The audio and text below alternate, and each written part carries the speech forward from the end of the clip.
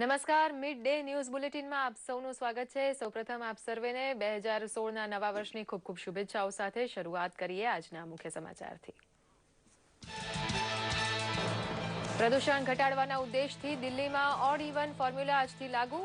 Carpool દ્વારા નોકરી વ્યવસાયના સ્થળે પહોંચવાની અપીલ કરતા અરવિંદ કેજરીવાલ। કેટલાકે સરકારના અભિગમને આપ્યો આવકાર તો કેટલાકને આ નિયમ પસંદ ન આવ્યો। જમ્મુ કાશ્મીરના રામબન જિલ્લામાં લાગેલી ભીષણ આગ પર મેળવી લેવાયેલો કાબુ। સુરંગ બનાવી રહેલા મજૂરો અને એન્જિનિયરો આવ્યા આગની લપેટમાં। આગમાં 10 લોકોના મૃત્યુ। આ દુર્ઘટનાની તપાસ જારી। વિશ્વભરમાં નવા વર્ષનું આતશબાજી સાથે સ્વાગત। વર્ષ 2015ને ભાવપૂર્ણ વિદાય। 2016નું આગમન। ન્યૂઝીલેન્ડ, ઓસ્ટ્રેલિયા અને જાપાનમાં સૌથી પહેલા નવા વર્ષનું સ્વાગત। ભારતમાં અને ગુજરાતમાં પણ ઉજવણીનો દોર। રાજકોટમાં અનોખી ઉજવણી। ગુજરાતમાં શરૂ થયો રવિ કૃષિ મહોત્સવ। આધુનિક ખેતી અપનાવી સ્વયંનો વિકાસ સાધી શકાય તેમ જણાવતા ગુજરાત વિધાનસભા ઉપાધ્યક્ષ આત્મારામ પરમાર। બાગાયત, પશુપાલન, ખેતીવાડીને લગતા ચેકોનું આ મહોત્સવમાં વિતરણ। ટેસ્ટ બોલરો અને ઓલરાઉન્ડર્સમાં નંબર 1નો ક્રમ ભારતીય સ્પિનર અશ્વિનને આપતી આંતરરાષ્ટ્રીય ક્રિકેટ કાઉન્સિલ। અશ્વિને મેળવી હતી બેવડી સિદ્ધિ। ટેસ્ટ બેટ્સમેનોમાં સ્મિથ નંબર 1। સમાચાર વિગતવાર જોઈએ।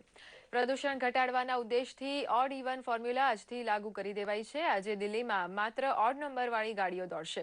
સવારે 8 વાગ્યાથી રાત્રિના 8 વાગ્યા સુધી આ ફોર્મ્યુલા લાગુ રહેશે। હાલ આ ફોર્મ્યુલા પ્રયોગના ભાગરૂપે માત્ર 15 દિવસ સુધી લાગુ કરાઈ છે। મુખ્યમંત્રી અરવિંદ કેજરીવાલે લોકોને કારપુલિંગ કરીને પોતપોતાના નોકરી વ્યવસાયના સ્થળે પહોંચવાની અપીલ કરી છે। દિલ્હી સરકારના અધિકારીઓ અને મંત્રીઓ પોતે પણ કારપુલ કરવાની સાથે ટુ વ્હીલર્સ વાહનોનો ઉપયોગ કરી રહ્યા છે।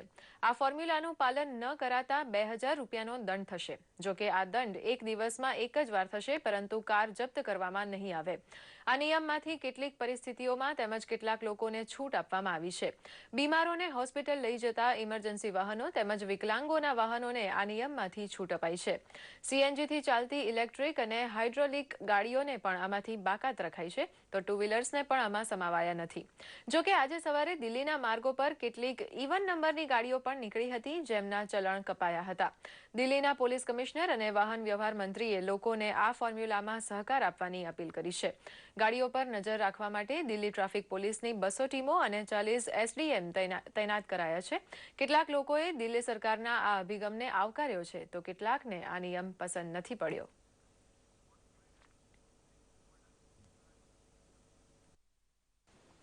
दिल्ली के अंदर आज ऑड इवन काफ़ी सक्सेसफुल रहा, काफ़ी सक्सेसफुल चल रहा है और इवन नंबर की बहुत ही कम गाड़ियां सड़क पे दिख रही हैं और कुछ एक गाड़ियों को जब ऑफिसर्स ने रोका भी तो वो या तो सीएनजी व्हीकल निकले या एग्जम्प्ट कैटेगरी के निकले। तो बाय एंड लार्ज दिल्ली के लोगों ने इसको बहुत खुले मन से और बहुत अच्छे से इसको अपनाया है पूरे एंटी पोल्यूशन ड्राइव को। आज से निश्चित रूप से पूरे दिल्ली के लोग इस प्रदूषण मुक्त दिल्ली बनाने के अभियान में शामिल हुए हैं, लेकिन कुछ लोग अभी भी अगर आज 1, 3, 5, 7, 9 नंबर की गाड़ियों को चलना है, इसको जो लोग वायलेट करेंगे उनका चालान कटेगा। वाकई में स्कीम कामयाब हो पाएगी। आज तो पहला दिन है, अभी देखते हैं नेक्स्ट व्हाट हैपेंस। ट्रैफिक में थोड़ी कमी है, बहुत कमी है। आईटीओ में से हम आ रहे हैं लक्ष्मी नगर होकर के वाया करकरडुमा, पीछे से बहुत रश मिलता है अदरवाइज, पर अभी फ्री है ट्रैफिक। સંસદની કેન્ટીનમાં મળનારી સબસિડી આજથી બંધ થઈ જશે। સંસદની કેન્ટીનને આશરે 16 કરોડ રૂપિયાની સબસિડી અપાતી હતી, જે આજથી બંધ થઈ જશે અને હવે આ કેન્ટીન નો પ્રોફિટ નો લોસ પર ચાલશે। ભોજનના નવા ભાવો નોર્થ એવન્યુ અને સાઉથ એવન્યુમાં રેલવે દ્વારા ચલાવાતી કેન્ટીન જેટલા જ હશે। કેન્ટીનમાં સબસિડીવાળા ભાવમાં ખાદ્ય સામગ્રી મળવાને લઈને વારંવાર ઉઠતા રહેતા વિવાદોને પગલે આ નિર્ણય લેવાયો છે। હવે 18 રૂપિયામાં મળનારી શાકાહારી થાળીની કિંમત વધારીને 30 રૂપિયા કરાઈ છે, જ્યારે 33 રૂપિયામાં મળનારી માંસાહારી થાળી હવે 60 રૂપિયામાં મળશે। જમ્મુના રામવન જિલ્લામાં ગઈકાલે રાત્રે લાગેલી ભીષણ આગ પર કાબુ મેળવી લેવાયો છે. રામવનમાં એક સુરંગ બનાવવાનું કામ કરી રહેલા મજૂરો અને એન્જિનિયર્સ આ આગની લપેટમાં આવી ગયા હતા. આગમાં 10 લોકોના મોત પણ થયા છે. આગ લાગવાનું કારણ જો કે હજી સુધી જાણી શકાયું નથી. પંજાબ, હિમાચલ પ્રદેશ અને જમ્મુ કાશ્મીરના વિભિન્ન સ્થળોના મજૂરોના આ દુર્ઘટનામાં મોત નીપજ્યા છે. વાત કરીએ નવા વર્ષની ઉજવણીની તો વર્ષ 2015ની વિદાય સાથે જ નવા વર્ષ 2016નું આગમન થઈ ચૂક્યું છે. ભારત જ નહીં પરંતુ વિશ્વભરમાં ભારે ઉત્સાહ અને ઉમંગભેર નવા વર્ષની ધામધૂમથી ઉજવણી કરાઈ. રાત્રે 12ના ટકોરે જ જૂના વર્ષની યાદો અને નવા વર્ષની આશાઓનો ગુલાલ પણ આબોહવામાં પ્રસરી ગયો હતો. ન્યૂઝીલેન્ડ, ઓસ્ટ્રેલિયા અને જાપાનમાં સૌ પહેલા નવા વર્ષની ઉજવણી ચાલુ થઈ હતી. તો ભારતમાં પણ જમ્મુ કાશ્મીરથી લઈને તામિલનાડુ સુધી ચોતરફ લોકોમાં નવા વર્ષની આશાઓની રોશની જોવા મળી રહી છે. ઘાટીના શહેર બનારસમાં સંપૂર્ણ ઉત્સાહ સાથે નવા વર્ષનું સ્વાગત કરાયું તો લખનૌમાં પણ તમામ ઉંમર અને વર્ગના લોકોએ નવા ઉમંગ અને નવા સપનાઓ સાથે 2016નું સ્વાગત કર્યું. લુધિયાણામાં પણ નવા વર્ષની ઉજવણી પ્રસંગે રોશનીથી ઇમારતો ઝગમગી ઉઠી હતી. બજારોમાં નવા વર્ષના આગમનને લઈને અનોખી રોનક જોવા મળી તો બેંગ્લોરમાં પણ લોકોએ નવા વર્ષના આગમનનો જશ્ન મનાવ્યો. ગુજરાતમાં પણ ઠેર ઠેર ઝળહળતી રોશની અને સંગીતના તાલે નવા વર્ષના વધામણા કરાયા હતા.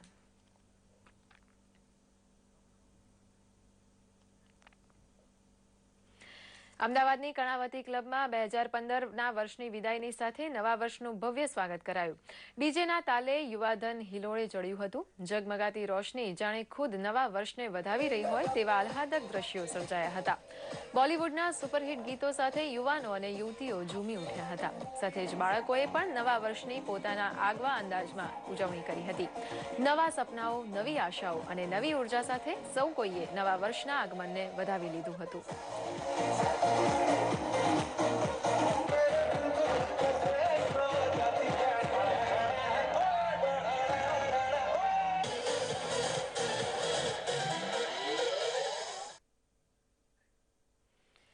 અમદાવાદમાં નવા વર્ષની ધામધૂમથી ઉજવણી થઈ હતી. ઠેર ઠેર આતશબાજી અને સંગીતના તાલે નવા વર્ષના વધામણા કરાયા.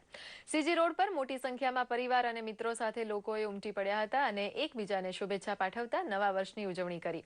તો આ તરફ વસ્ત્રાપુરમાં પણ મોટી સંખ્યામાં લોકો આતશબાજી સાથે ઉજવણી કરતા જોવા મળ્યા હતા. લોકોએ પોતાના પ્રતિભાવો આપતા નવું વર્ષ દેશ અને દુનિયા માટે સુખદ અને ખુશી આપનારું બની રહે તેવી કામના કરી હતી.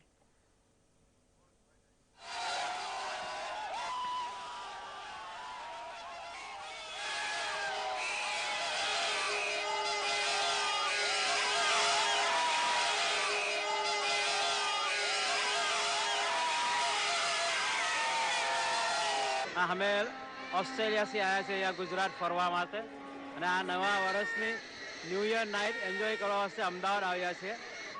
આજે 31ના અંદર અમે લોકો બધા આખા ફૂલ ફેમિલી સાથે અહીંયા અમે લોકો આવ્યા છે સીજી રોડ પાસે અને ફૂલ એન્જોય કરી રહ્યા છે. બચ્ચાઓ બધા બાળકો બધા એન્જોય કરે છે. વડોદરામાં 2015ની વિદાય અને 2016ના આગમનને વધાવવા ઉજવણી કરવામાં આવી હતી.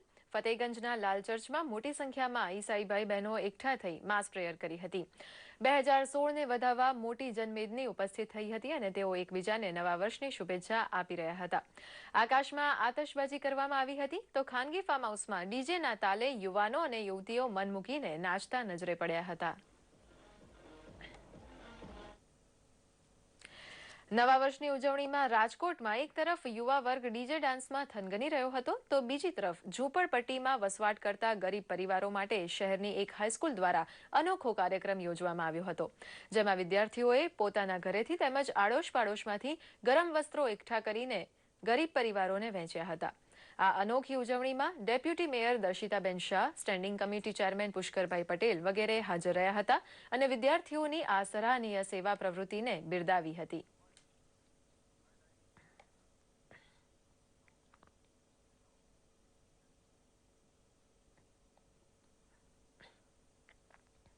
અમારો આ 31નો કાર્યક્રમ અમે ગરીબ વિદ્યાર્થીઓમાં કપડાં દઈને કરવા ઈચ્છીએ છીએ. તેથી અમારા આચાર્ય શ્રી ડોડિયા સાહેબે અમને કહ્યું કે 30 તારીખે આજુબાજુના તથા આપણા ઘરના નકામા અથવા ટૂંકા થતા હોય તે કપડાં આપણે ગરીબ વિદ્યાર્થીઓને દાનમાં દઈશું.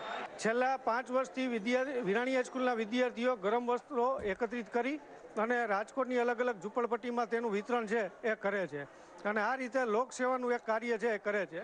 આખા વર્ષ દરમિયાન કોઈ પણ સારું કાર્ય થયું કે ન થયું હોય, પરંતુ વર્ષનો અંત છે એ પાર્ટીઓમાં ખર્ચ કરવાની બદલે એક આ સેવા કાર્ય દ્વારા વિદ્યાર્થીઓ પોતાનો આ સારું કાર્ય છે એ સમાજને દર્શાવે છે.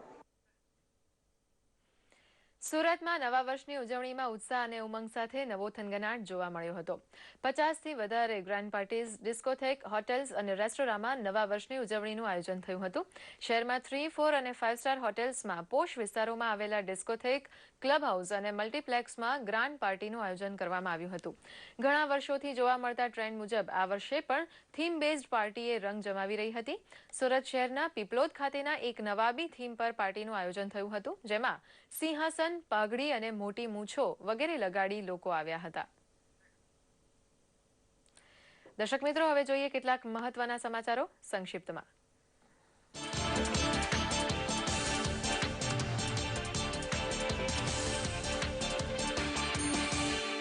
નવા વર્ષમાં તમામ રાજકીય પક્ષોને સંસદની કાર્યવાહી ચાલવા દેવાનો સંકલ્પ લેવાની પ્રધાનમંત્રી નરેન્દ્ર મોદીએ કરી અપીલ. દિલ્હી મેરઠ એક્સપ્રેસ માર્ગ પરિયોજનાની આધારશિલા મૂકવા પ્રસંગે પ્રધાનમંત્રીએ રાજકીય પક્ષોને ગરીબોના હિતમાં કામ કરવાની કરી અપીલ.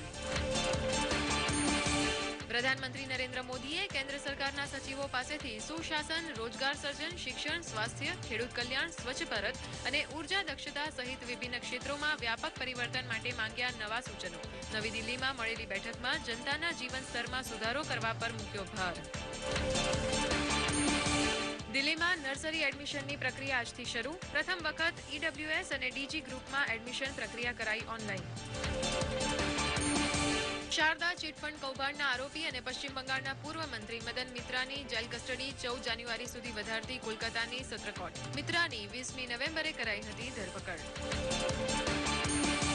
કાળા નાણાં પર અંકુશ લગાવવાના ઉદ્દેશથી 2 લાખથી વધુની તમામ પ્રકારની સેવાઓ અને વસ્તુઓની લેવડ દેવડ પર પેન કાર્ડનો ઉલ્લેખ અનિવાર્ય બનાવતી કેન્દ્ર સરકાર રોકડ, ચેક, ડેબિટ અને ક્રેડિટ જેવી તમામ પ્રકારની ચૂકવણી પર લાગુ પડનારો નિયમ આજથી અમલી. રાજધાની દિલ્હીમાં સીએનજી સ્ટેશનો પર હવે મધ્યરાત્રિથી સવારે 5 વાગ્યા સુધી રાહત દરે મળશે ગેસ. આ સમયગાળામાં સીએનજીની કિંમત રહેશે ₹1.5 પ્રતિ કિલો ઓછી. સીએનજી પંપ પર લોકોને રાહ ન જોવી પડે તે હેતુથી કરાઈ નવી પહેલ. દુબઈમાં દુનિયાની સૌથી ઊંચી ગગનચુંબી ઇમારત બુર્જ ખલીફા પાસે સ્થિત એક હોલમાં લાગી ભીષણ આગ. ઘટનામાં કોઈ જાનહાનિના અહેવાલ નહીં. નવા વર્ષની ઉજવણી સમયે લાગી આગ. બેલ્જિયમની રાજધાની બ્રસેલ્સમાં નવા વર્ષની ઉજવણીની તકે હુમલા કરવાના ષડયંત્રમાં સામેલ 6 લોકોની કરાઈ ધરપકડ. બ્રસેલ્સના બહારના વિસ્તારોમાં દરોડા દરમિયાન કરાઈ ધરપકડ. બેલ્જિયમમાં ચરમપંથી હુમલાઓની આશંકાને પગલે નવા વર્ષની ઉજવણીમાં કરાનાર આતશબાજી કરાઈ હતી રદ. દક્ષિણ એશિયાઈ ફૂટબોલ ફેડરેશન સેફ કપ ટુર્નામેન્ટની ફાઇનલમાં પહોંચ્યું ભારત. ફાઇનલમાં અફઘાનિસ્તાન સાથે ટકરાશે ભારત. તિરુવનંતપુરમમાં રમાયેલી પહેલી સેમીફાઇનલમાં ભારતે માલદીવને 3-2થી આપી હતી હાર. 10મી વખત ફાઇનલમાં સ્થાન મેળવવાનો બનાવ્યો રેકોર્ડ. રવિવારે યોજાશે ફાઇનલ મેચ.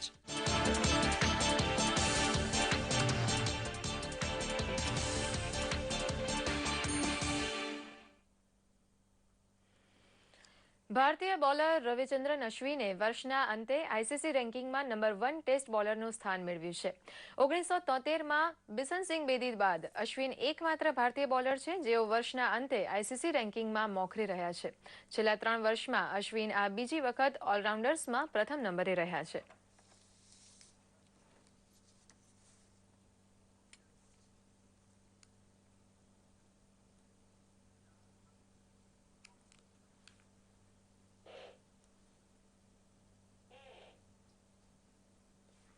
દર્શક મિત્રો, આ સાથે જ આ સમાચાર બુલેટિન અહીં સમાપ્ત કરીએ છીએ. નમસ્કાર.